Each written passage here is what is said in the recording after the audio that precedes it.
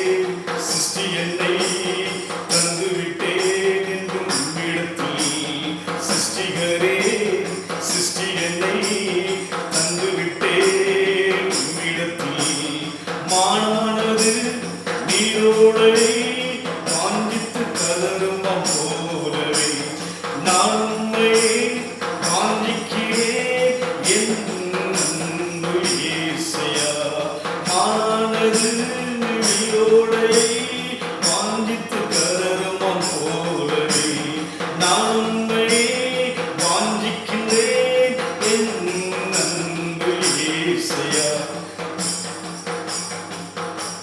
அன்பின் ஆண்டவரே, நாங்கள் உம்மை வாஞ்சிக்கிறோம் ராஜா.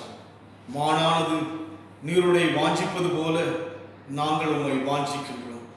வாஞ்சியுள்ள ஆத்துமாவை திருப்தி செய்கிற தேவன் அப்பா, அவன் என்னிடத்தில் வாஞ்சியா இருக்கிறபடியினால் அவனை நான் விடுவிப்பேன் என்ற வண்ணமாய் கர்த்தாவே, வாஞ்சியோடு தேடுகின்ற, வாஞ்சியோடு உம்மை நோக்கி பார்க்கின்ற ஒவ்வொருவரையும் எல்லாவற்றிலும் விடுவிக்கப் போவதற்காக நன்றி செலுத்துகிறோம் ஐயா.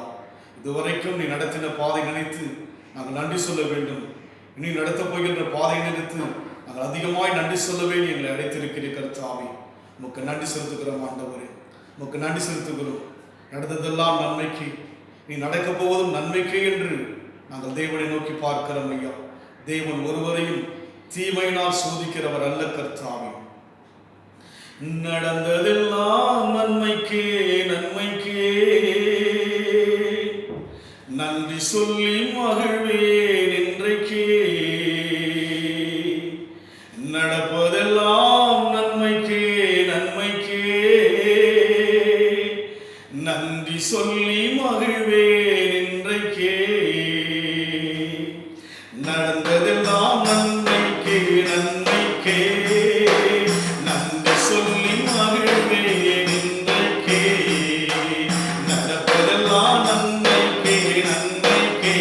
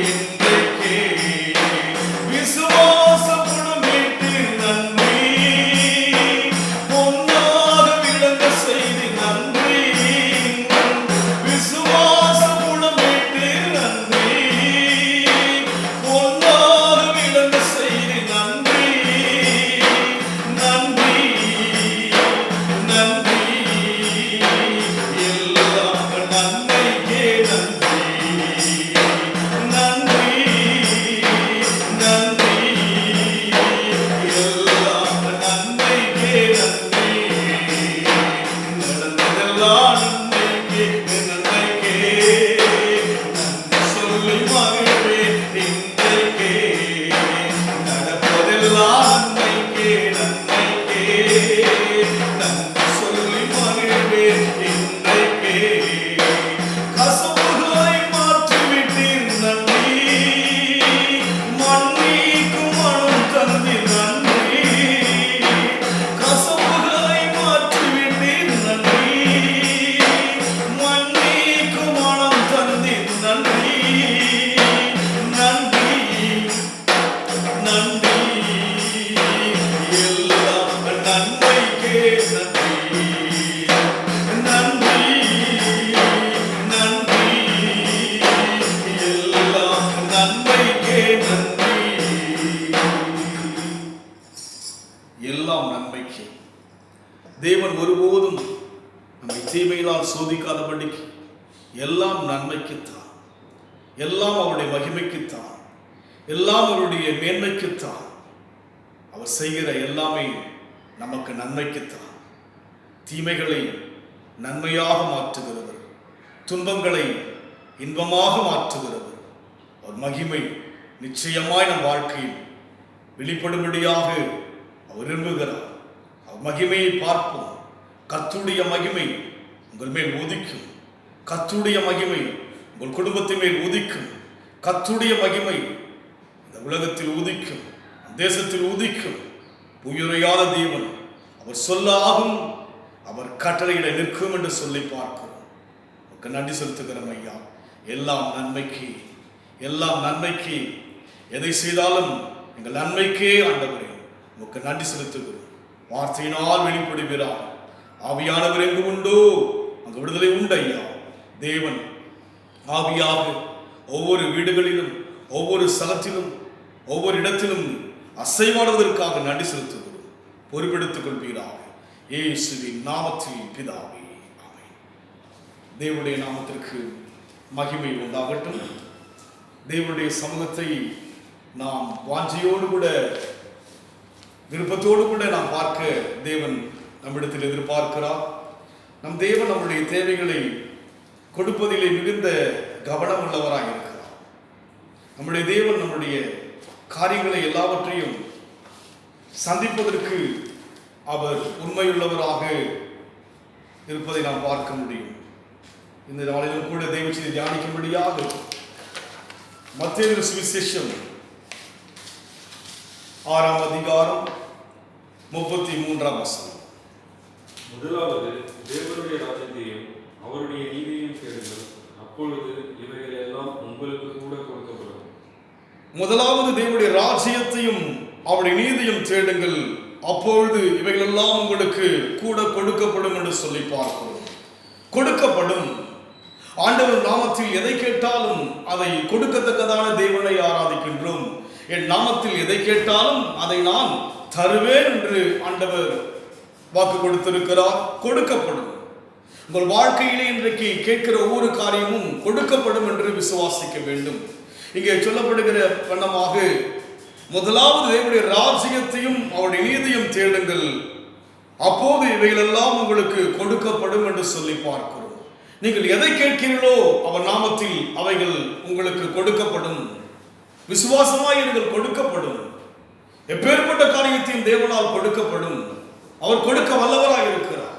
ஆபிரகாமுடைய வாழ்க்கையை பார்க்கும்போது சாராளுடைய கர்ப்பம் செத்து போன போது ஈசாக்கை தேவன் கொடுத்தார்.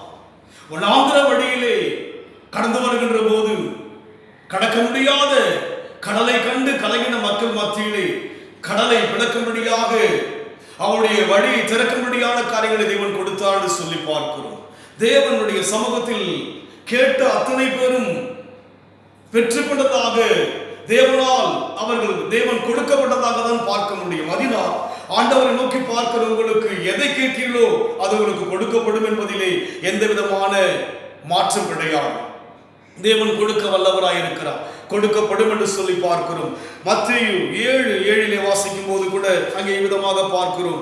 மத்தேயு 7 வாசிக்கிறோம், கேளுங்கள் அப்போது உங்களுக்கு கொடுக்கப்படும் என்று சொல்லி பார்க்கிறோம். இரண்டாவது முறையாக தேவன் சொல்கிறார், கொடுக்கப்படும். உங்கள் பிரச்சனைகள் மாற்றப்பட்டு அந்த பிரச்சனைக்கெல்லாம் தீர்வு கொடுக்கப்படும். விசுவாசமாய் இருக்கும். அழைத்த தேவன் உண்மையுள்ளவராய் இருக்கிறார். மனம் மாறுவதற்கு அவர் மனிதன் அல்ல, பொய் சொல்வதற்கு அவர் ஒரு மாந்தரும் அல்ல. சொல்கிற காரியத்தை செய்கிற தேவனாய் இருக்கிறார். அவர் சொல்லையும் செய்யாது இருப்பாரோ, வசனித்தும் நிறைவேற்றாது இருப்பாரோ, அவர் கொடுப்பார். கொடுக்கப்படும் என்று சொன்னார். பல நாட்களாக ஜெபித்துக் கொண்டிருக்கிற உங்கள் ஜெபம் கேட்கப்பட்டு அந்த காரியம் கொடுக்கப்படும். பல வருஷமாக காத்து கொண்டிருக்கிற அந்த காரியம் உங்களுக்கு கொடுக்கப்படும். பல மாதமாக பலவீனத்தினால் பாதிக்கப்பட்டிருக்கிற உங்களுக்கு சுகம் கொடுக்கப்படும். தேவ சமூகத்தை நோக்கி பார்க்கிற அத்தனை பேருக்கும் தேவன் கொடுக்கத்தக்கதான தேவனாய் இருக்கிறார். ஒன்று, அவருடைய சமூகத்தில் மத்தியில வாசவண்ணமாய் கொடுக்கப்படும் என்று பார்க்கிறோம். இரண்டாவது மத்தேயு 7:7 கொடுக்கப்படும் என்று சொல்லி பார்க்கிறோம். அதே போல் மார்க் 4:25 வாசிக்கும் போது மார்க் 4:25 வாசிக்கிறோம்.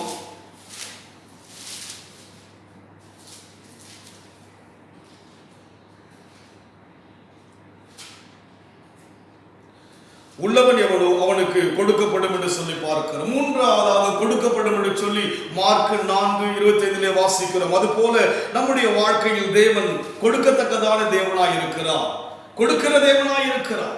நம் வாழ்க்கையிலே தேவன் கொடுக்கத்தக்கதான தேவனாய் இருப்பது மாத்திரமல்ல, அதே அதிகாரத்தில் வாசிக்கும் போது லூக்காவில வாசிக்கிறோம். 8:17 வாசிக்கும் போது கூட இங்கே சொல்லப்படுகிறது,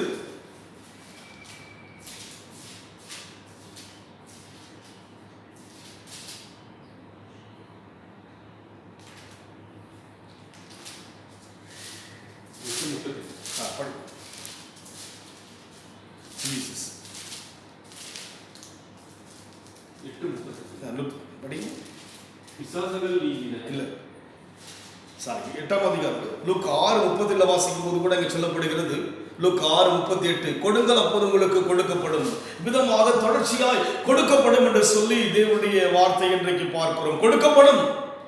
உங்கள் காரியம் எல்லாவற்றையும் ஜெபிக்கின்ற ஒவ்வொரு காரியம் கொடுக்கப்படும். தேவ சமூகத்தில் வருகிற ஒவ்வொருவருக்கும் அவர் கொடுத்ததாக தான் பார்க்க முடியும். அவர் சமூகத்தில் வந்து யாரும் வெறுமையாக போனதாக வேத்தில் எங்கும் பார்க்க முடியாது. அவரை தேடி வந்தவர்கள், அவரை நம்பி வந்தவர்கள், அவரை விசுவாசித்த ஒவ்வொரு தேவ ஜனங்களுடைய வாழ்க்கையிலே தேவனால் பெற்றுக்கொண்டார்கள். தேவனுடைய சமூகத்தில் கொடுக்கப்பட்டது என்று சொல்லி பார்க்கிறோம். அதுபோல இன்றைக்கு பல மாதமாக எதிர்பார்க்கிற காரியம் கொடுக்கப்படும். பல வருஷமாக யோசிக்கின்ற காரியம் கொடுக்கப்படும். உங்கள் பலவீனங்கள் மாற்றப்பட்டு சுகம் கொடுக்கப்படும். தேவன் கொடுக்கத்தக்கதான தேவனாய் இருக்கிறார். அவரே கொடுத்தார் அல்லவா? மற்றதை கொடுப்பது அதிக நிச்சயம் அல்லவா? மற்றதை அருளாதிருப்பது எப்படி சொல்லி அப்போஸ்தலனாகிய பவுல் ரோமரிலே சொல்வதை பார்க்கிறோம். அதனால் இன்றைக்கு உங்கள் பிரச்சனைக்கெல்லாம் ஒரு மாற்றை தேவன் கொடுக்க வல்லவராய் இருக்கிறார். கொடுக்கப்படும். விசுவாசமாய் இருப்போம், விசுவாசமாய் இருப்போம். கொடுக்கப்படும். உங்கள் வாழ்க்கையிலே எந்த ஒரு காரியத்தை பெற்றுக்கொள்வோம், கொடுக்க தேவன் வல்லமை உள்ளவராய் இருக்கிறார். கொடுக்க தேவன் உண்மை உள்ளவராய் இருக்கிறபடியினாலே நாம் சோர்ந்து விடக்கூடாது. நான் எதிர்பார்த்த காரியம் கைகூடவில்லையே, இன்னும் அந்த காரியம் எனக்கு முழுமை கொடுக்கப்படாமல் நான் தத்தளிக்கிறேனே, நான் தவிக்கிறேனே, நான் சோர்வோடு இருக்கிற யோசிக்காதீர்கள். தேவன் இன்றைக்கு சொல்லுகிறார் கொடுக்கப்படும்.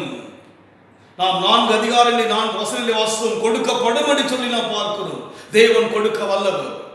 தேவன் கொடுக்கத்தக்கதான தேவனாய் இருக்கிறார். அவர் கொடுக்க வேண்டும் என்று சொன்னால் அதை பெற்றுக்கொள்வதற்கான வழிமுறை என்ன, அதை பெற்றுக்கொள்வதற்கான விதி என்ன என்று சொல்லி நாம் பார்க்க வேண்டும். கொடுப்பார் தேவன். அவர் நாமத்தில் எதை கேட்டாலும் தருவேன் சொல்லி பார்க்கிறோம். அவர் கொடுக்க வேண்டும் என்று சொன்னால், அவர் கரங்களிலே ஒன்றை பெற வேண்டும் என்று சொன்னால் அதற்குரிய ஒரு வழிகளை கற்றுக் வைத்திருக்கிறார். நம் வாழ்க்கையிலே ஒன்றை விளங்கிக் கொள்ள வேண்டும். ஒவ்வொரு ஆசீர்வாதங்களுக்கும் ஒரு கண்டிஷன்ஸ், ஒரு கட்டளையை வைத்திருக்கிறார். அதை நாம் ஒபே பண்ணும் போது, அதற்கு நாம் கீழ்ப்படியும் போது நம்முடைய தேவன் கொடுக்கத்தக்கதான தேவனாக இருக்கிறார். வேதத்தில் பார்க்கிற ஒவ்வொருவரும் தேவ சமூகத்தை பெற்றுக்கொள்வதற்கு ஒரு விதி இருக்கிறது. தேவ சமூகத்தை பெற்றுக்கொள்வதற்கான வழி எப்படி அவர்கள் பெற்றுக்கொண்டார்கள் என்று சொல்லி நாம் வேதத்தை பார்க்க வேண்டும். ஆபிரகாம் எப்படியாக 100 வயதிலே ஈசாக்கை பெற்றுக்கொண்டார். எப்படி கொடுக்கப்பட்டது? 100 வயதிலே ஒரு பிள்ளை கொடுப்பது சாத்தியமா? யோசித்து பாருங்கள். எப்படி கொடுக்கப்பட்டது அந்த பிள்ளை ஈசாக்கை? சாராளுக்கும் ஆபிரகாமுக்கும் தேவன் எப்படி கொடுத்தார்?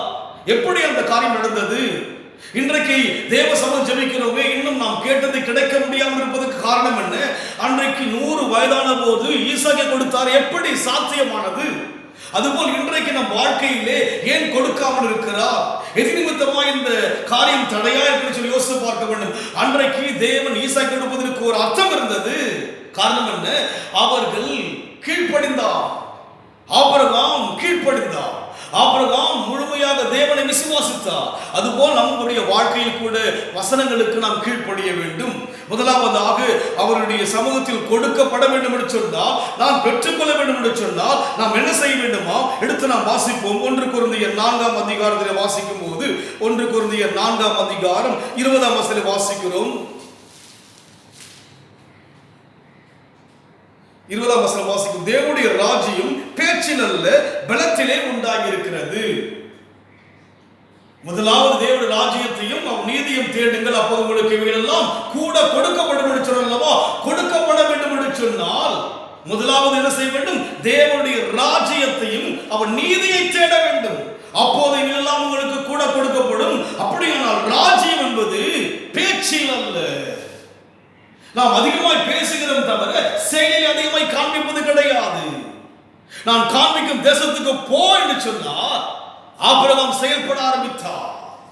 தன் ஜனத்தையும் தன் வீட்டையும் விட்டு தான் போகின்ற இடம் இன்னதென்று அறியாதபடிக்கு கீழ்ப்படுத்தி செல்கிறார்.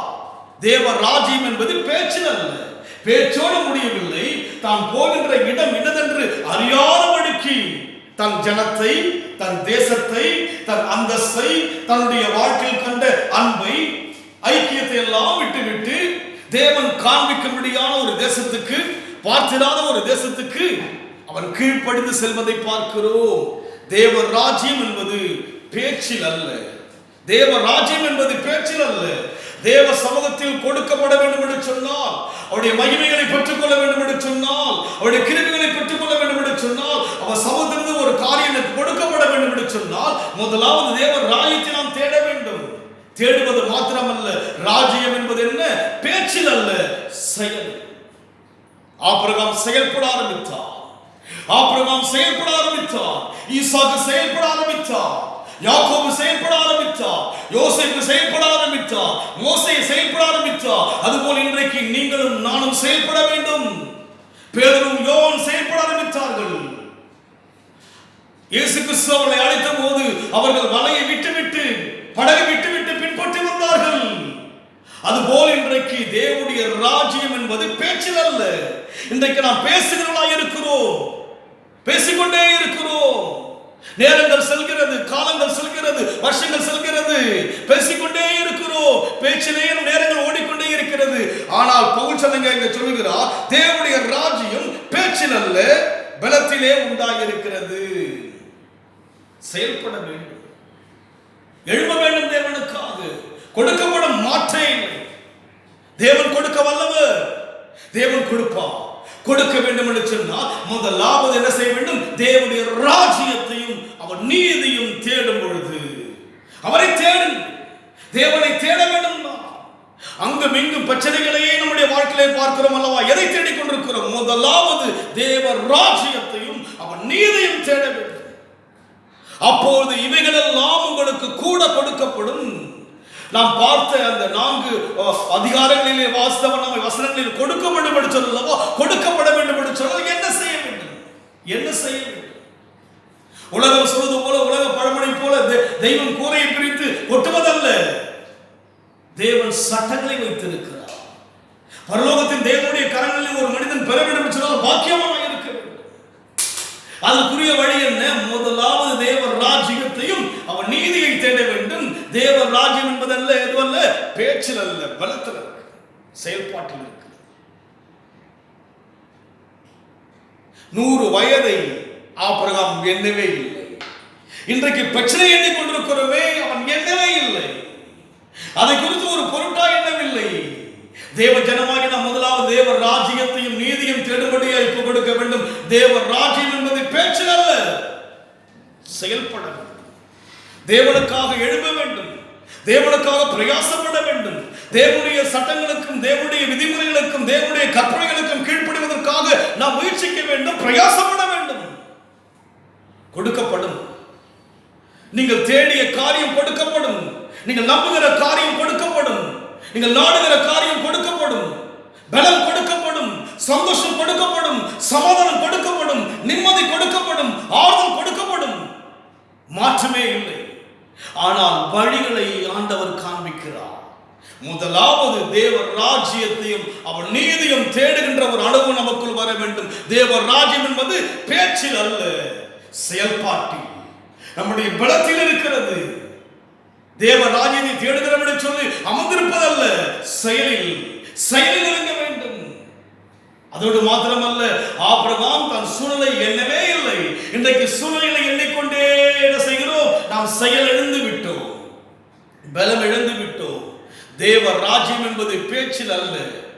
முதலாவது தேவ ராஜ்யத்தையும் அவன் நீதியும் தேட வேண்டும். தேவ ராஜ்யம் எதுவல்ல, பேச்சில் அல்ல, பேச்சில் அல்ல. தேவ ராஜ்யத்தினுடைய பேச்சில் அல்ல, செயலிலே.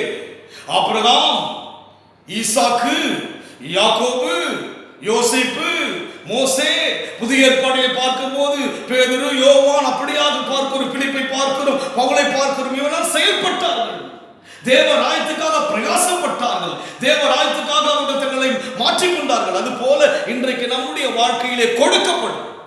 தேவன் கொடுக்க வல்லவர், கொடுக்க வல்லவர். அவரை தேடிய ஒருவரும் வெட்கப்பட்டதாக வேதத்தில் பார்க்க முடியாது. அவரை தேடிய ஒருவரும் குறைவாக இருந்ததாக பார்க்கவே முடியாது. வேத முழுமை ஆராய்ந்து பார்ப்போம். யாராவது குறைவுபட்டார்களா? நிறைவாய் இருந்தார்கள். குறைவாய் வந்தவர்கள் தான். நிறைவானவர் வரும்போது குறைவானவர்கள் ஒழுந்து போக சொல்லி பார்க்கிறவனமாக நிறைவை பெற்றவர்கள் தான் பார்க்க முடியும். வேதத்தில் சுகத்தை பெற்றவர்களை பார்க்க முடியும், அற்புதங்களை பெற்றவர்களை பார்க்க முடியும், அதிசயங்களை பெற்றவர்களை பார்க்க முடியும், வியாதிகள் சுகமானவர்களை பார்க்க முடியும், மரித்தவர்கள் உயிரோடு கூட எளிமைகளை பார்க்க முடியும்.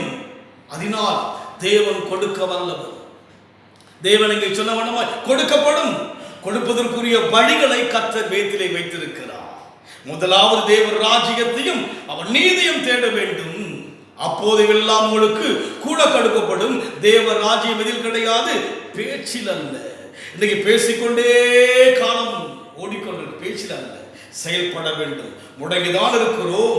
இன்றைக்கு 5 மாதமாக லாக்டவுன் முழுமையாய் அடைக்கப்பட்டிருக்கிறது. ஆனால் வீடுகளில் ஆராதிக்கிறோமா? வீடுகளில் அமர்ந்து கொண்டு தேவனை தியானிக்கிறோமா? தேவனை ஸ்தோத்திரிக்கிறோமா? ஜெபிக்கிறோமா? வேதத்தை வாசிக்கிறோமா என்று யோசித்து பாருங்கள். இல்லை, பேச்சுதான் இருக்கிறது, பலன் அல்ல. செயல்பட முடியாமல் இருக்கிறோம். தேவ ராஜ்யம் பேச்சில் அல்ல. முதலாவது தேவ ராஜ்யத்தின் நீதியும் தேடுவது மாத்திரமல்ல, தேவனுடைய ராஜ்யம் பேச்சில் அல்ல. செயல்பட ஆரம்பிப்போம். முடங்கிக் கொண்டே இருக்கிறோம். நாம் கொடுக்கப்படும். அழைத்த தேவன் உண்மையுள்ளவர், அழைத்தவர் உண்மையுள்ளவர். நாம் உண்மை இல்லாதவராய் இருந்தாலும் அவர் உண்மையுள்ளவர். அவர் சொன்னதை அப்படியே செய்கிறவர். தாவீது ஆணையிட்டேன், நான் போய் சொன்னேன், சொன்னதை செய்கிற தேவன். அவரே கொடுத்தபடியினாலே மற்ற அத்தனையும் அருள்வது அவருக்கு சாத்தியமாக இருக்கிறது, நிச்சயம். அதனால் நம் வாழ்க்கையில் தேவனுடைய சமூகத்தை முதலாவது வைக்க வேண்டும். அதோடு மாத்திரமல்ல, பேச்சில் அல்ல, செயல்பாட்டிலே நம்மை முற்றிலுமாய் மாற்றிக்கொள்ள வேண்டும். செயல்பட வேண்டும், தேவனுக்காக எழும்ப வேண்டும், பிரயாசப்பட வேண்டும். இப்படியாக நாம் செய்வது மாத்திரமல்ல. அங்கே நாம் வாசிக்கிற இன்னொரு வசனம் வாசிப்போம். லூக்கா சுவிசேஷம், மார்க் 4:25 வாசிப்போம். மார்க் 4:25.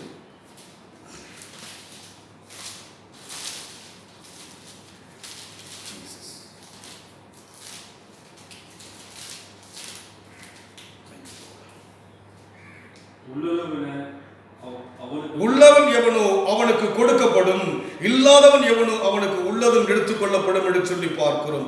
உள்ளவன் எவனோ என்று சொல்லும் போது எது உள்ளவன் என்று சொல்லி பார்க்கின்ற போது அதற்கு முன் இருக்கிற வசனத்தில் வாசிக்கும் போது அங்கே சொல்லப்படுகிறது, பின்னும் அவர் அவர்களை நோக்கி, நீங்கள் கேட்கிறதை கவனியுங்கள், எந்த அளவில் இங்கே நாம் பார்க்கின்றோம், வசனத்தை கேட்கிற மக்களாய் இருக்க வேண்டும். யாருக்கு கொடுக்கப்படும்? வசனம் உள்ளவனுக்கு கொடுக்கப்படும். அந்த அதிகாரங்கள் படித்து பார்த்தால், ஒன்று தேவனுடைய ராஜ்யத்தையும் நீதியும் தேடும் போது கொடுக்கப்படும். தேவ ராஜ்யம் பலத்தினல்ல, பார்க்கிற பேச்சினல்ல, பலத்தில் என்று பார்க்கிறோம். இங்கே வசனம் உள்ளவன் எவனோ அவனுக்கு கொடுக்கப்படும். பாரமோ குழப்பமோ பிரச்சனைகளையோ வேதனைகளையோ கோபங்களையோ பொறாமைகளையோ கசப்புகளையோ வெறுப்புகளை உள்ளத்தில் வைத்துக் கொண்டிருந்தால் பெற்றுக்கொள்ள முடியாது. அங்கே நான் பார்க்கின்ற போது உள்ளவன் என்று சொல்லும் போது வசனத்தை கேட்டு, அதை 20 வாசிக்கிறோம், வசனத்தை கேட்டு அதை ஏற்றுக்கொண்டு ஒன்று 30, ஒன்று 60, ஒன்று 100 பலன் கொடுக்கிறவர்கள் இவர் நல்ல நிலத்தில் விதைக்கப்பட்ட விதைகள் என்று சொல்லப்படுகிறது அல்லவா? அப்படியே சொல்லிக்கொண்டு அதை தான் சொல்ல, உள்ளவன் எவனோ அவனுக்கு கொடுக்கப்படும். எது உள்ளவன்? வசனம் உள்ளவன். வசனம் உள்ளத்தில் வைப்பது மாத்திரமல்ல, தேவனுடைய ராஜ்யம் பேச்சில் அல்ல, வசனம் உள்ளவனாய் இருக்க வேண்டும். என்னுடைய உள்ளத்துக்குள் எது அதிகமாக இருக்க வேண்டும்? வசனம் இருக்க வேண்டும். உள்ளவன் எவன் அவனுக்கு கொடுக்கப்படும். கொடுக்கப்படும் என்றதும் சந்தோஷம்தான். தேவன் கொடுக்க வல்லவர். அதை பெறுவதற்குரிய வழி என்ன? முதலாவது தேவ ராஜ்யத்தையும் அவன் நீதியும் தேட வேண்டும். தேவ ராஜ்யம் எதுவல்ல? பேச்சில் அல்ல, பலத்தில். அதோடு மாத்திரமல்ல, எது உள்ளவனாய் இருக்க வேண்டும்? சத்தியம் உள்ளவனாய், வசனம் உள்ளவனாய் இருக்க வேண்டும். உள்ளத்தில் வசனம் இருக்க வேண்டும். 30, 60, 100 பெருக வேண்டும்.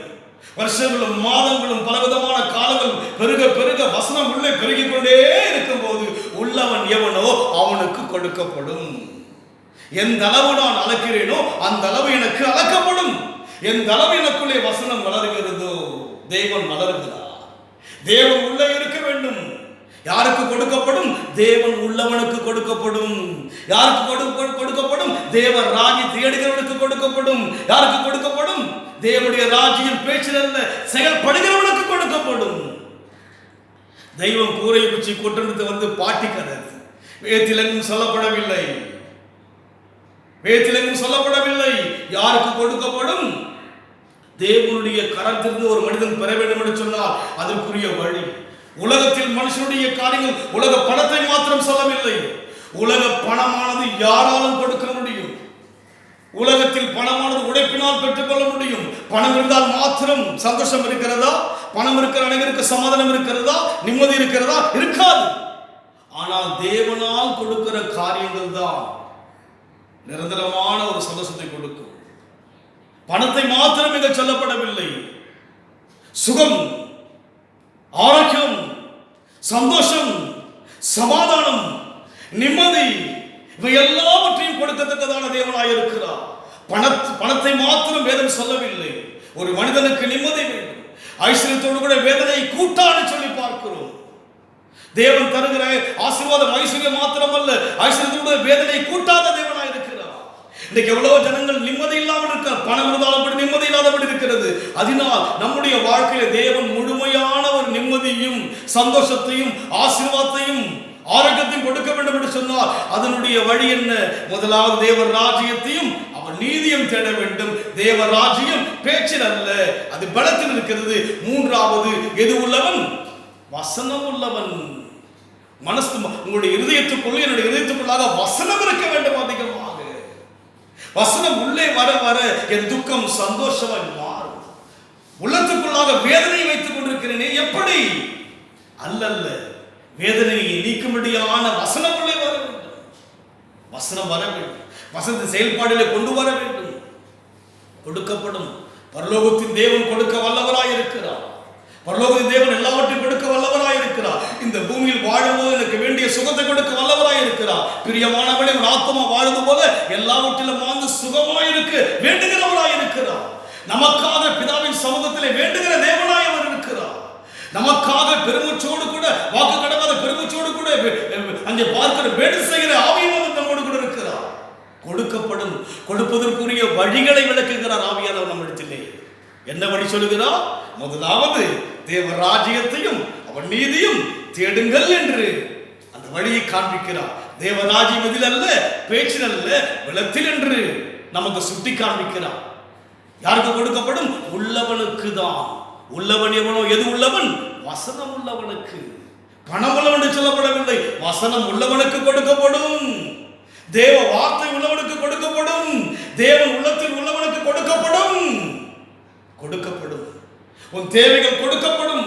உன் பலவீனம் மாறி சுகம் கொடுக்கப்படும். உன் வியாதி மாறி, உன் வேதனை மாறி, எல்லா விதமான சந்தோஷத்தையும் சமாதானத்தையும் கொடுக்கப்படும். கொடுப்பதற்குரிய வழிகளை கர்த்தர் காண்பிக்க. உலகத்தில் கேட்டு பெற்றுக்கொள்ளலாம், ஆனால் தேவன் கொடுக்கிற காரியம் ஆச்சரியமா இருக்கும். தேவன் கொடுக்கிற காரியம் பிரமிப்பா இருக்கும். அதனால் இன்றைக்கு இந்த அனுபவத்தில் போகும்போது நாம் அதை பெற்றுக்கொள்ள முடியும் என்று சொல்லி பார்க்கிறோம். மத்தேயு 7:7 வாசிங்க.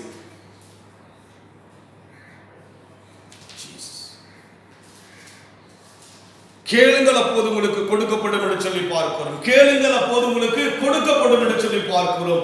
இங்கே ஒரு மனிதனை குறித்து நாம் தியானிக்கும்படியாக எடுத்து நாம் வாசிப்போம். லூக்கா இந்த சுவிசேஷத்தை வாசிக்கும் போது 18ஆம் அதிகாரம்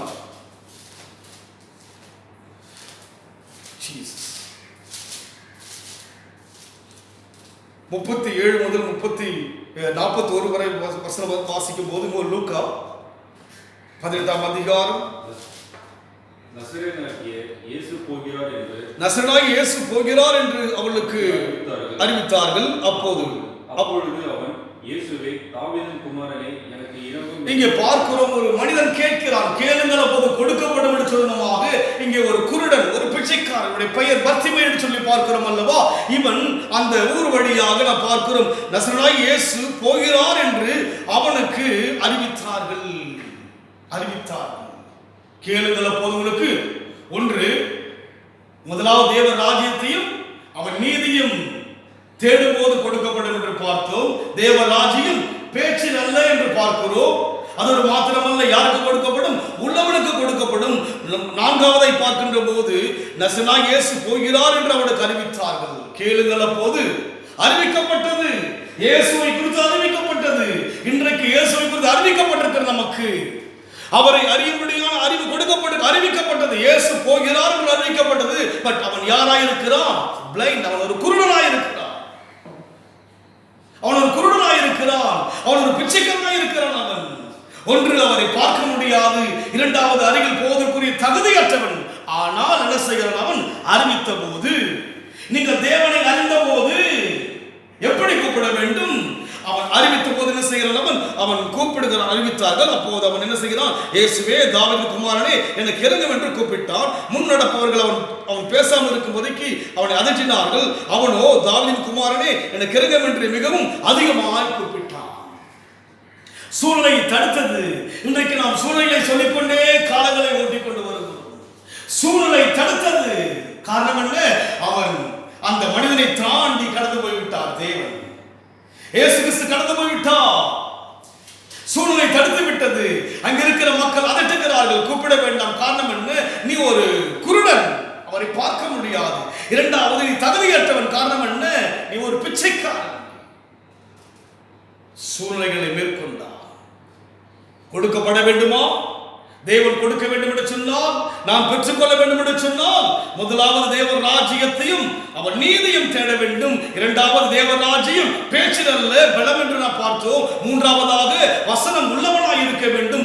நான்காவதாக சூழ்நிலைகளை பார்க்காதவனாய் இருக்க வேண்டும். கேளுங்கள் அப்போது கொடுக்கப்படும் என்று சொன்னால், அறிவித்த போது அறிந்தவர்கள் தானே? நாம் இயேசுவை அறிந்தவர்கள் தானே?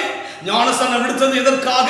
அவரை அறிந்துதானே என் பாவத்தை மன்னிக்கிற மீட்பர் ரட்சகர் என்று அறிந்துதானே நம்ம ஒப்பு கொடுத்தோம். அறிந்த நான் சூழ்நிலை அல்லவா யோசிக்கிறேன். இந்த மனிதன் சூழ்நிலை யோசிக்கவே இல்லை. பர்த்திமையின் சூழ்நிலை யோசிக்கவே இல்லை. இன்றைக்கு சூழ்நிலையை சொல்லிக்கொண்டே ராஜ்யத்தை விட்டு விடுகிறோம்.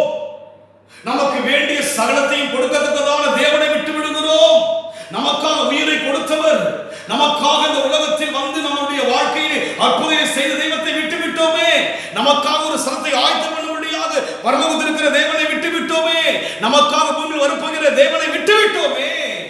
சூழ்நிலை இன்றைக்கு தடையா இருக்கிறது.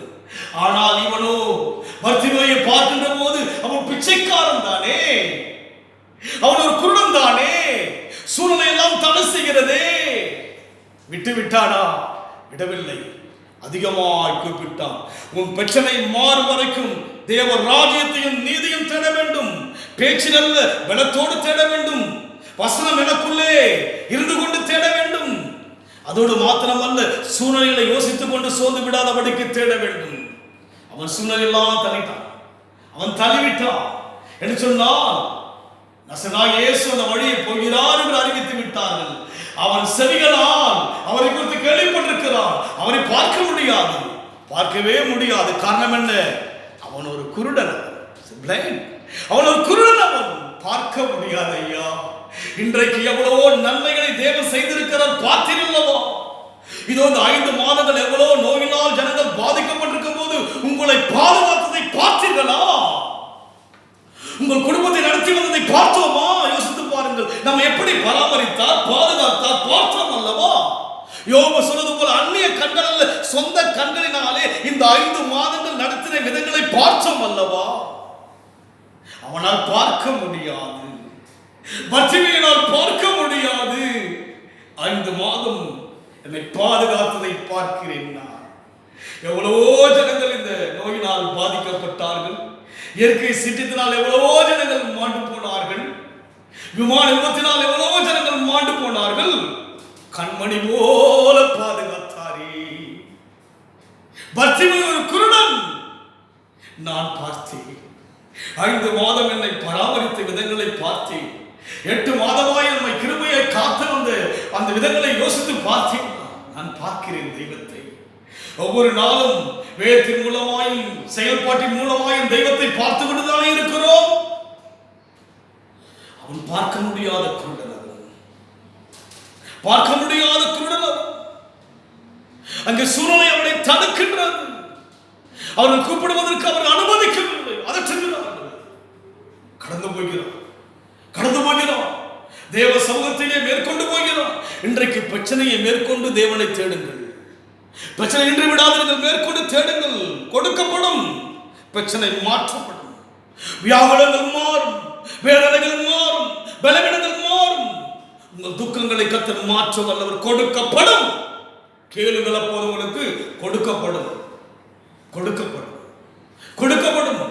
நீங்கள் சாட்சிகள் இருப்பீர்கள், கொடுக்கப்படும். உங்கள் குடும்பத்தில் இருக்கிற கட்டுகள் உடைக்கப்படும், கொடுக்கப்படும்.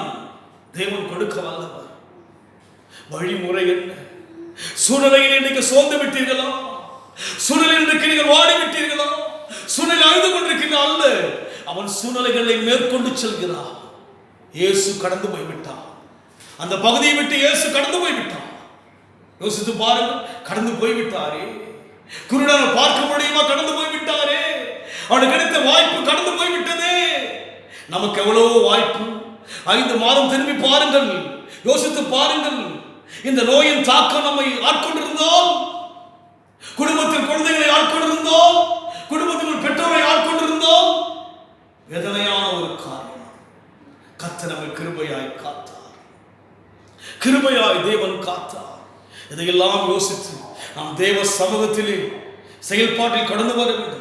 அங்கே நாம் பார்க்கும்போது அவன் அதிகமாக கூப்பிடுவதை பார்க்கிறோம். முன் நடப்பவர்களும் பின் பேசாமல் இருக்கும்படிக்கு அவன் அதட்டினார்கள். அவனோ தாவீதின் குமாரனே எனக்கு இரங்கும் என்று மிகவும் அதிகமாக கூப்பிட்டான். இயேசு நின்று, ஹல்லேலூயா, இயேசு நின்று. என் அருமையான ஒரு வார்த்தை அது.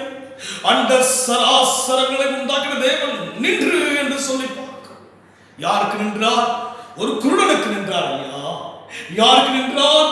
ஒரு பிச்சைக்காரனுக்கு நின்றாரே.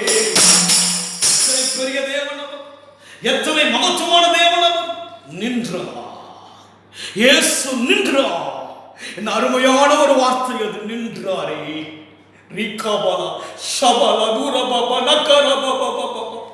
இயேசு நின்றாராமே. குருடனுக்கு நின்றாரே, பிச்சைக்காரனுக்கு நின்றாரே. இன்றைக்கு உன் பிரச்சனைக்கு நிற்கிற தேவனாய் இருக்கிறார். யார் இருக்கிறார்? இல்லையோ, இயேசு இருக்கிறார். உன் மீட்பர் உயிரோடு இருக்கிறார், நிற்கிறார். உன் பிரச்சனைகளை மாற்றுவார். கொடுக்கப்படும், கொடுக்கப்படும். தேவன் கொடுக்க வல்லவராய் இருக்கிறார். நாம் தேவ சமூகத்திலே பிரச்சனைகளை ஒரு பொருட்டாய் எண்ணாதபடிக்கு, உங்கள் வேதனைகளை ஒரு பெரிதாய் எண்ணாதபடிக்கு, உங்கள் சூழ்நிலைகளை பெரிதாய் எண்ணாதபடிக்கு அவரை கூப்பிடுவோம், அவரை கூப்பிடுவோம். கர்த்தரை எக்காலத்திலும் ஸ்தோத்திரிப்பேன், அவர் துதி எப்போதும் என் வாயில் இருக்கும் என்று சொல்லுவோம். கூப்பிடுகிற ஒரு அனுபவத்தில் வர வேண்டும். இயேசு நின்றார். அருமையான ஒரு வார்த்தை அது. நீங்கள் எப்படி யோசிக்கிறீர்கள்? நான் யோசிக்கிறேன். அருமையான ஒரு வார்த்தை. இயேசு நின்று என்ன செய்கிறார்? அங்கே இயேசு நின்று அவனை தம்மிடத்திலே அழைத்துக் கொண்டு வரும்படி அங்கே அவர் சொல்வதை பார்க்கிறோம். தாண்டி வந்து விட்டார்கள். ஆனால் தாண்டி வந்தவர் நின்றார். யார் நிற்பார்கள்? யார் நிற்பார்கள்? உங்களை தாண்டி எல்லோரும் சென்று விடுவார்கள். இயேசு நிற்பார். இயேசு நிற்பார். இயேசு நிற்பார்.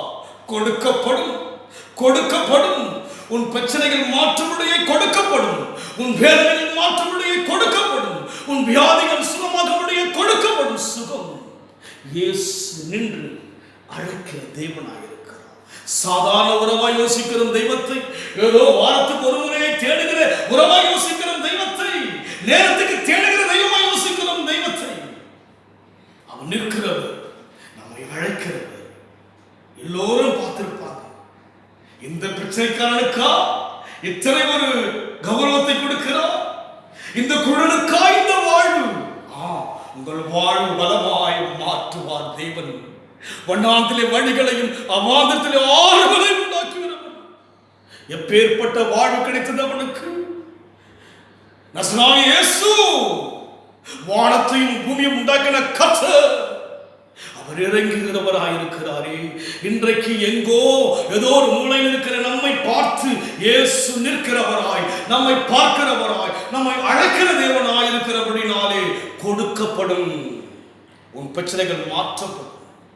கலக்கமே வேண்டாம். சொல்லப்பட்ட ஒவ்வொரு சத்தியத்தையும் தியானித்து பார்ப்போம்.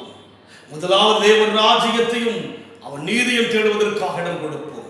தேவ ராஜ்யம் என்பது பேச்சில் அல்ல, செயல்பாட்டிலே வர வேண்டும். நம்முடைய காலங்கள் நமக்கு கொடுக்கப்பட்ட வாழ்க்கையிலே தேவனுக்காக என்ன செய்ய வேண்டும் என்று யோசிக்க வேண்டும்.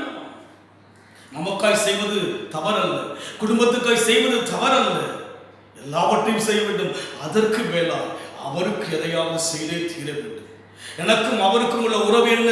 அவர் எனக்காக யாவற்றையும் செய்து முடிக்கிறவர். அவருக்காக எதையாவது நான் செய்தே ஆக வேண்டும், செய்தே ஆக வேண்டும்.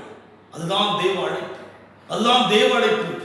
என்ன செய்ய வேண்டும்? முதலாவது நான் தேவ ராஜ்யத்தையும் நீதியும் தேட வேண்டும். இரண்டாவது நான் தேவ ராஜ்யம் என்பதல்ல, பேச்சில் அல்ல, அது என் பலமாய் மாற வேண்டும். மூன்றாவது எனக்குள் என்ன இருக்க வேண்டும்?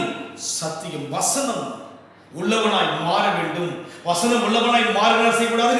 சூழ்நிலைகளை நான் பார்க்கவே கூடாது. அவரோடு உறவாடுதலை வந்து அதிகரிக்க வேண்டும். அதிகமாய் கூப்பிட்டான் அவன் அதிகமாய் கூப்பிட்டான், நிற்கபடியாய் கூப்பிட்டான் அவன்.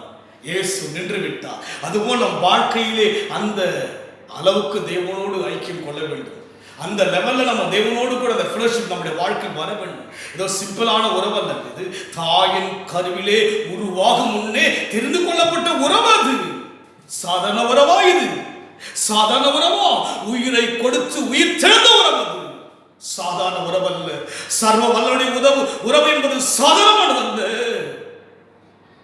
உலக தோற்றத்துக்கு முன்பாக நம்மை தெரிந்து கொள்ளப்பட்ட உன்னதமான உறவு.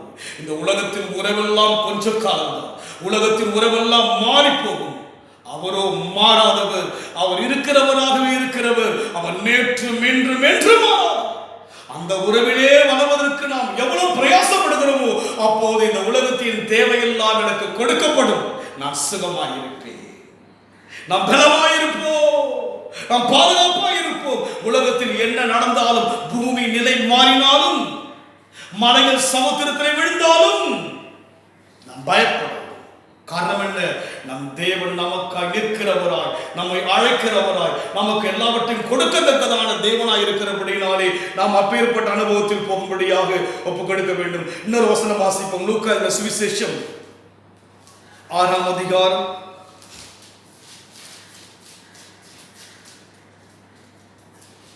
38 வாசிக்கும் போது, கொடுங்கள் அப்போது உங்களுக்கு கொடுக்கப்படும் என்று சொல்லி பார்க்கிறோம். நான்காவதாக நாம் கொடுக்கும்படியாக நாம் கொடுக்க வேண்டும். கொடுங்கள் அப்போது உங்களுக்கு கொடுக்கப்படும் என்று சொல்லி பார்க்கிறோம்.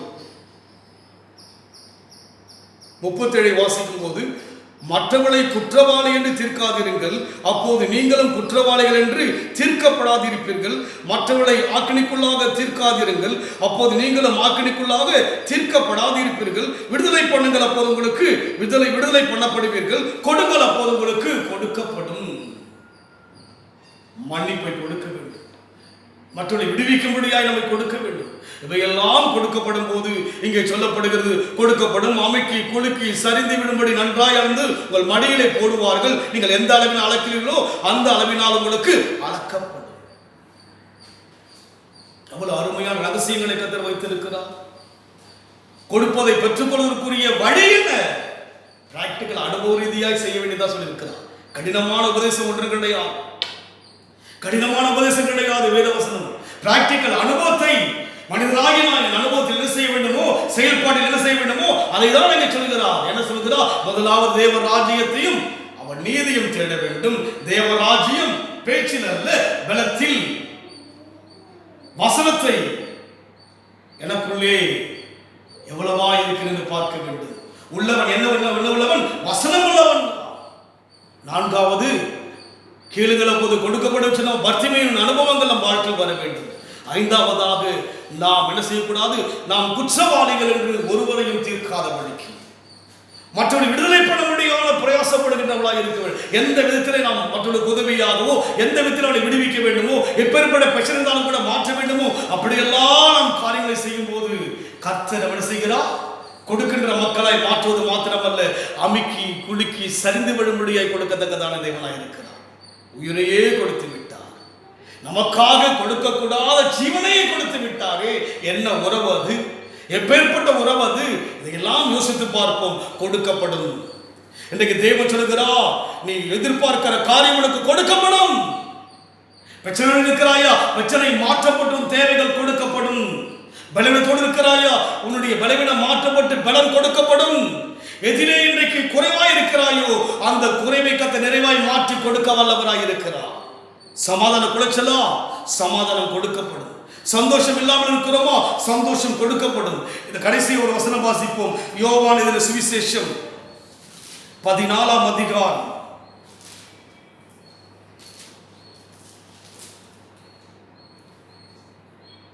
27ஆம் வசனம். சமாதானத்தை உங்களுக்கு வைத்து போகிறேன், என்னுடைய சமாதானத்தை உங்களுக்கு கொடுக்கிறேன். உலகம் கொடுக்கிற பிரகாரமாக நான் உங்களுக்கு கொடுக்கிறது இல்லை. பாருங்க, உலகம் கொடுக்கிற பிரகாரமானது எடுக்கப்பட்டுவிடும். ஆனால் தேவனால் கொடுக்கப்படுகிற காரியம் எல்லாம் என்ன செய்கிறது? நம்முடைய வாழ்க்கையிலே நிலையாய் இருக்கும்.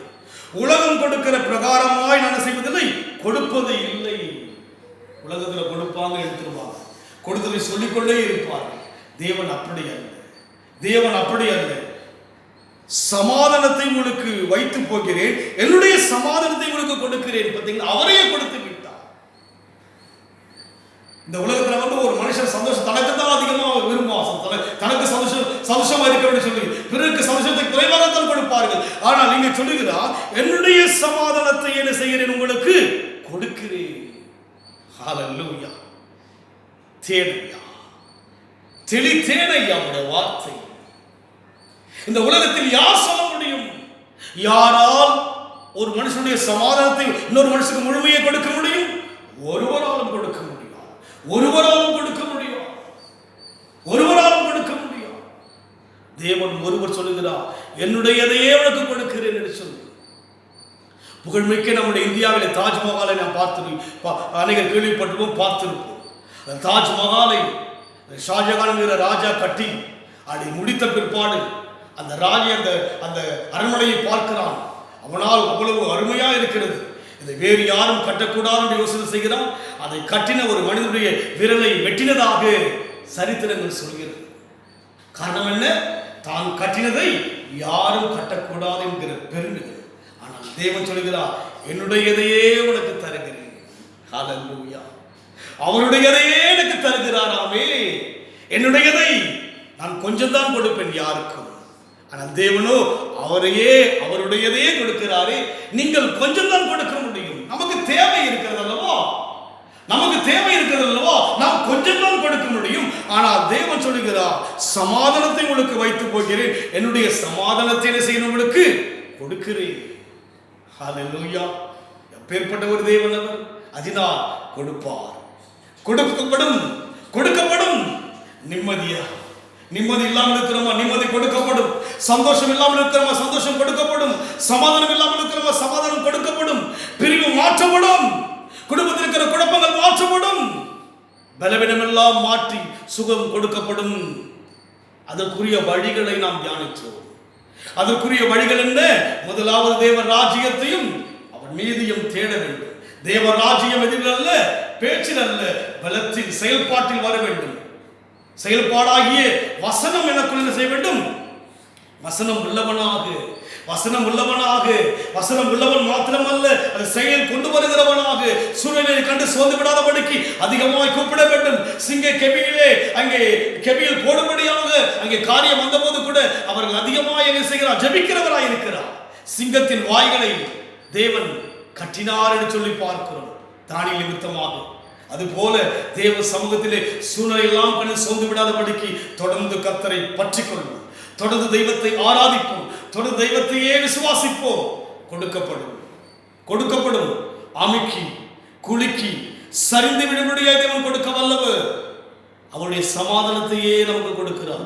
என்னுடையதையே கொடுக்கணும் சொன்னவனமாய் அவரையே கொடுக்கிறபடினாலே நாம் இந்த அனுபவத்தில் போக நம் கண்களை மூடி கர்த்தரை நோக்கி பார்ப்போம். அன்பின் ஆண்டவரே, கொடுக்கப்படும் மகளே, கொடுக்கப்படும் சகோதரனே, கொடுக்கப்படும் சகோதரியே. எஸ், கொடுக்கப்படும். உங்களுக்கு கொடுக்கப்படும். அந்த காரியம் கிடைத்திருந்ததாக எண்ணுங்கள். வழி என்ன என்று நாம் தியானித்தோம். அந்த வழியில் நடக்க கிருபை செய்யுங்க ராஜா. அந்த வழியில் நடக்க கிருபை செய்யுங்க. இதுவரைக்கும் கேட்ட காரியம் கொடுக்கப்படாமல் இருப்பதற்கு காரணம் என்ன? நீ நன்மை செய்கிறவர். கொடுக்கப்படுவதற்கு வழி என்ன என்று நாங்கள் தியானித்தோம். அந்த வழியில் நடக்க உதவி செய்யும். இதில் பங்கேற்ற ஒவ்வொரு தேவ ஜனங்களுக்கும் என்ன காரியத்தை கேட்கிறார்களோ அது கொடுக்கப்படும் என்று இந்த வார்த்தைக்காக நடி செலுத்துகிறோம். பெற்றுக்கொள்ளப்பதற்காக நடி செலுத்துகிறோம். ஐயா, தேவன் பொறுப்படுத்திக் கொள்ளுங்கள். இதில் பங்கேற்ற ஒவ்வொருவரையும் ஆசீர்வதிங்க. முகநூல் வழியாக ஆண்டவரே காண்கிற ஒவ்வொருவருடைய வாழ்க்கையிலும் அவர்கள் கேட்கிற காரியம் கொடுக்கப்பட போவதற்காக நடி செலுத்துகிறோம். ஆசீர்வதிங்க இயேசுவின் நாமத்தில் பிதாவே. என் ஆத்துமாவே கர்த்தரை ஸ்தோத்திரி, என் முழு உள்ளமே நாமத்தை ஸ்தோத்திரி. என் ஆத்துமாவே கர்த்தரை ஸ்தோத்திரி. கர்த்தர் செய்த சகல உபகாரங்களையும்